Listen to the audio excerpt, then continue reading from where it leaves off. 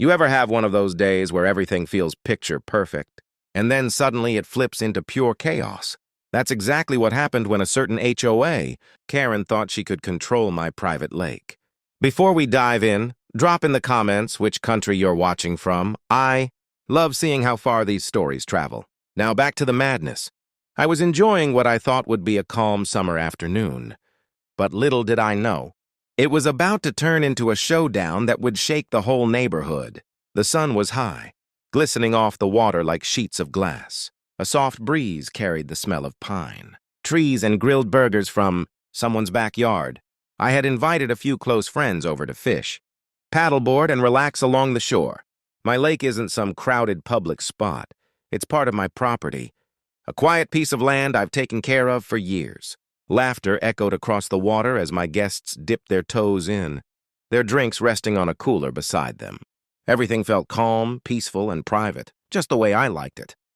Then I heard it. The crunch of gravel under hard, deliberate footsteps. It wasn't one of my friends. My chest tightened as I turned toward the sound. Striding down the slope, clipboard clutched in one hand and sunglasses glinting in the light, came the HOA president. Herself, the woman everyone secretly called Karen. Her lips were pursed so tight they looked glued shut, and her eyes swept across my guests like she was patrolling enemy territory. I already knew this wasn't going to be a friendly chat. "Excuse me," she barked, her voice cutting through the air like glass breaking. "These people cannot be here. This lake is for HOA members only." She didn't even look at me, just at my guests, pointing at them like they were trespassers caught red-handed. My friends froze, confused glances darting between me and this stranger who had just stormed into what they thought was a relaxing day. The sound of her heels on the rocks made everything feel more hostile, every step like a countdown to confrontation. I took a slow breath, stepping forward so I was between her and my friends. "Karen," I said evenly, "what exactly are you doing on my land?" She scoffed, her head snapping toward me like she couldn't believe I was questioning her. "Don't play games," she shot back. HOA regulations clearly state no outside guests are allowed in common areas. "I've already had complaints." Her words dripped with fake authority, like she was laying down the law, but my jaw clenched because I knew the truth. This wasn't her land. The water rippled behind me as my friends shifted uncomfortably, whispering among themselves. One of them muttered, "Do we need to pack up?" And that sent a sharp wave of anger through me. No, this was my property, my lake, and I wasn't about to let some clipboard-wielding bully scare off people I had personally invited. My voice came out steadier than I expected. "Karen, you don't seem to understand. This is not your jurisdiction." She frowned, her nostrils flaring as though I had insulted her very existence. Her sunglasses slid down her nose as she jabbed her finger toward the lake. "Everything inside these boundaries falls under HOA oversight. If your guests don't leave immediately, I will be forced to issue fines. And believe me, you do not want me filing reports." She spoke louder now, her tone designed to be heard by anyone nearby. Sure enough, a couple of neighbors walking their dog paused on the trail, their heads turning toward the commotion, just like that. My private gathering was on display for the whole neighborhood to witness. My stomach tightened, but I didn't back down. I could feel the weight of eyes on us, the neighbors, my guests, and this self-declared enforcer of rules. Karen's voice grew sharper, almost triumphant, as though she thought she had already won. She was about to learn otherwise. Because if she wanted to play this game of authority, then I had the ultimate card up my sleeve. And once I revealed it, she wouldn't just lose face, she'd freeze right where she stood. The air was thick with the smell of water and damp grass, mixed with something sharper, fear, annoyance, the kind that makes your chest tighten. I could see Karen's lips twitch, trying to form words that would scare us off. But something about her confidence felt shaky. She adjusted her clipboard, flipping through papers like she was preparing legal artillery. My friends clutched their drinks tighter, eyes darting between me and the intruder, unsure whether to panic or trust me to handle this mess.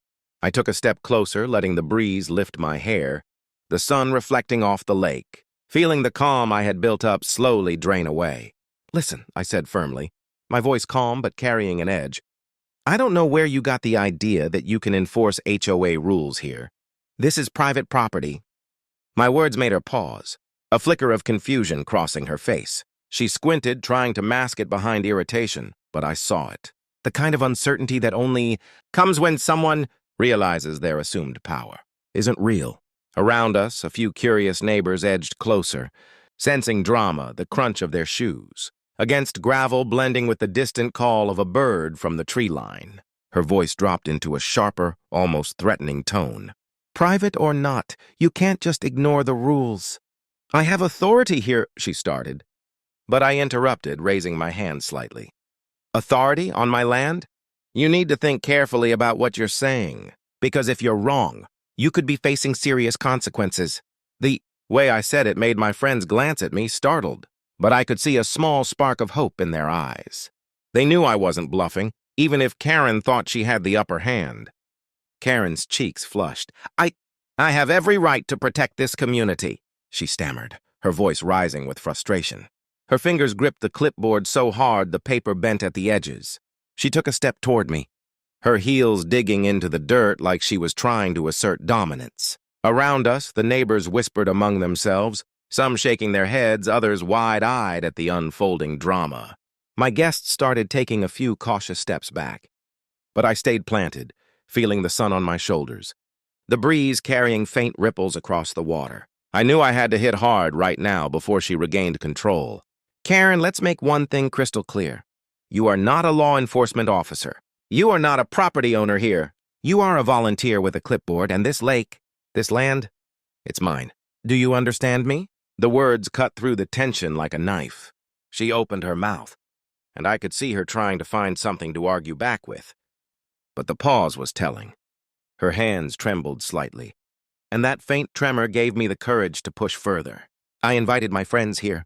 They are welcome. If you try to intimidate them, you are trespassing, plain and simple. And I will take legal action, I continued, my voice louder now, carrying across the water. A few neighbors murmured approval, nodding subtly. The breeze picked up, rustling the trees, almost like nature itself was siding with me. Karen's glare faltered.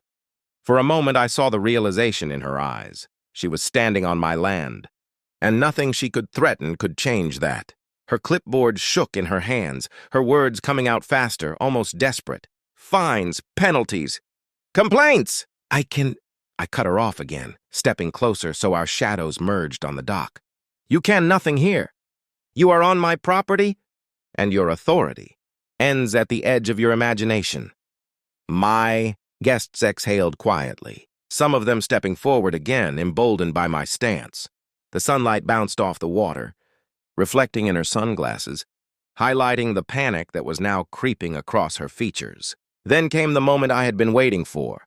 I reached into my pocket and pulled out a small, official-looking envelope, crisp and heavy in my hand. This is a legal notice confirming that this property is fully private.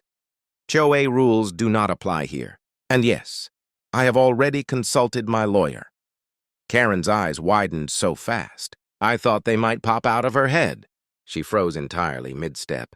Her voice caught somewhere between fury and disbelief.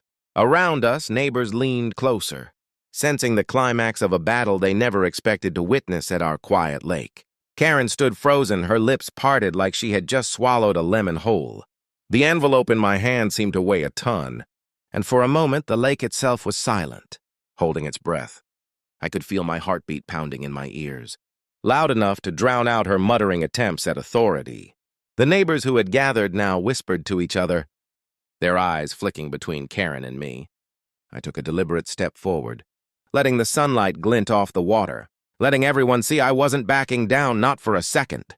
Do you see this? I said, holding the notice up. The paper looked official, stamped and signed, outlining clearly the private boundaries of my land. These rules are enforced by law, not by a clipboard or a bad attitude. You have no right to dictate who comes here. Her sunglasses slid down her nose, and for the first time I caught the tiniest flash of fear, or maybe respect. She opened her mouth to speak, but no words came out. Her hands fumbled with the clipboard as though it might somehow save her now. My friends let out a quiet cheer behind me, the tension easing ever so slightly as Karen's facade began to crack. One of the neighbors, an elderly man with a cane, called out, "She's right, Karen. You're on private property." His voice carried across the lake, adding weight to the truth I was standing on. The ripple of agreement spread among the crowd, their murmurs swelling into clear acknowledgement.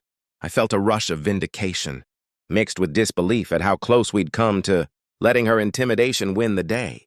Karen's voice finally returned, shaky and defensive. "This isn't over! You can't just—" She stopped mid-sentence when I stepped closer, my shadow falling over her. "Oh, it's over," I said, firm and unwavering. "You can file all the HOA complaints you want.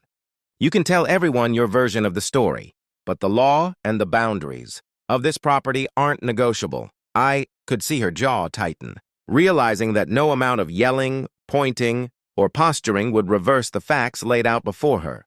The wind picked up, rustling the trees and carrying the faint scent of pine and water. My friends moved closer, forming a small protective circle around me. Karen's threats faltered, reduced to muttering as she tried to salvage what little dignity she had. I looked across the lake, at the calm water reflecting the afternoon sun, and felt a sense of triumph. This was my space, my sanctuary, and no one, not even an overzealous HOA president, could take that from me. Then came the twist, the final blow that left Karen speechless. I calmly pulled out my phone and showed her a video I had taken months earlier, a clear boundary marker on the property, and signs posted stating explicitly that this lake is private. Her face turned pale as she realized. The proof wasn't just a letter, it was irrefutable visual evidence. The neighbors leaned in, watching her sputter silently. She had assumed intimidation and authority would work. But now, completely exposed, she had no defense left. Finally, she straightened, tried to salvage her pride, and muttered something about following procedure. But everyone around her had already seen the truth. My guests laughed nervously, the tension finally breaking, and I could hear a few neighbors clapping quietly, acknowledging the justice served. Karen turned on her heel, muttering threats under her breath, but her authority had evaporated like mist over the water. She walked back up the slope, defeated, leaving a trail of crumpled papers and a very public humiliation. After the storm, the lake returned to its calm state. My friends relaxed, some leaning against the dock, while others dipped their feet into the sparkling water. I took a deep breath, savoring the sunlight and the quiet that had returned. There was a lesson in all of this. Power without truth is nothing. Authority cannot stand where respect and law prevail. I looked at my friends, at the peaceful water, and knew that the boundaries we defend are not just lines on a map. They are shields for what we value most. So remember this: never let anyone intimidate you into giving up what's rightfully yours. Stand firm, know your boundaries, and protect your peace. Karen thought she could scare us off, but the law, evidence, and the support of your community always have a louder voice. If you enjoyed watching me take down HOA Karen at my lake, hit like, share this story, and comment below. What would you have done if you were in my shoes? Authority and trust are earned, not assumed, and this day proved that beyond a shadow of a doubt.